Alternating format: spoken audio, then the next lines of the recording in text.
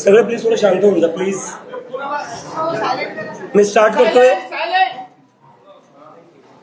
6 तारखेला आपण पाहिलं होतं जंतर मंतरला किती मोठं आंदोलन झालं होतं आणि तिथून आम्ही रिक्वेस्ट केली होती एज्युकेशन मिनिस्टर धर्मेंद्र प्रधान यांना की आता तरी तुम्ही काहीतरी नैतिक जिम्मेदारी घ्या आणि ज्या स्टुडंट्सनी सुसाईड केलेली आहे आणि जे 1 करोडपेक्षा जास्त स्टुडंट्स आहेत CBSE नीट SC UETचे SSC GDचे त्यांचे जे फ्युचरचा तुम्ही एकदम वाटोळं केलेलं आहे आणि कुठं तुम्ही त्यांना काही सवलती दिल्या नाही, त्यांच्यासाठी काही अरेंजमेंट्स केल्या नाही आहे, तर त्याची कुठे ना कुठे तुम्ही जिम्मेदारी घेऊन राजीनामा दिला पाहिजे.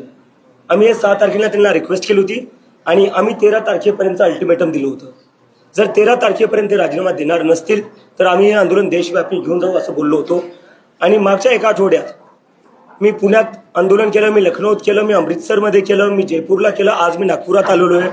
आणि याच्यानंतर या सगळ्या देशभरातून आता सगळे युवा सगळे स्टुडंट्स येत्या 20 जूनला दिल्ली येथे येणार आहे आणि आम्ही पुन्हा आमचं एक शांतीपूर्ण आंदोलन करणार आहे आणि यावेळेस आम्ही राजीनामा घेतल्याशिवाय मागं जाणार नाही.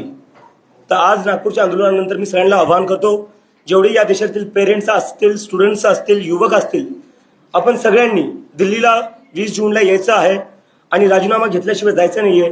कारण की आज आपल्या देशात, आज आपल्या डेमोक्रेसीमध्ये अकाउंटेबिलिटी नावाची गोष्ट राहिलेली नाही आहे. काय अर्थ आहे अशा डेमोक्रेसीचा जर जिथं जेवढे लाखो करोडो लोक म्हणतात की शिक्षण मंत्र्यांनी राजीनामा दिला पाहिजे तरी ते मंत्री त्यांच्या खुर्चीवर चिटकून आहेत.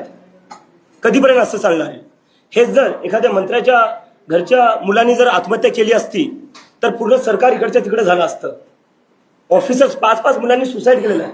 ऑफिसर्सला तुम्ही फक्त ट्रान्सफर केलेलं आहे, सस्पेंडही नाही केलेलं आहे. हेच जर तुमच्या घरच्या मुलांनी आत्महत्या केली असती तुम्ही ऑफिसर्सला सस्पेंड केलं असतं, ट्रान्सफर नसतं केलं. आणि माझी पंतप्रधान नरेंद्र मोदी यांनाही रिक्वेस्ट आहे, तुम्ही धर्मेंद्र प्रधान यांचा राजीनामा घ्या. जर तुम्ही त्यांचा राजीनामा नाही घेणार तर कुठं ना कुठं या आत्महत्यांसाठी आणि हा जो सगळा भोंगळ कारभार झालाय परीक्षांच्या बाबतीत, आज देशात एकही परीक्षा सरकारी अशी उरली नाहीये जिथं पेपर लीक होत नाही. 4000 दिवस झाले म्हणे पंतप्रधानांच्या टर्मला, सगळ्यात जास्त आतापर्यंत. 4000 दिवसात कोणते 4 पेपर मला सांगा जे लीक नाही झालेत. तर मी जे प्राईम मिनिस्टर आहे, I request him to sack the education minister of India. If he doesn't then he is also responsible for all the mismanagement in the examination and the suicide of all the students of NEET. Thank you. परीक्षा को देखते हुए सरकार ने Telegram पे रोक लगाई.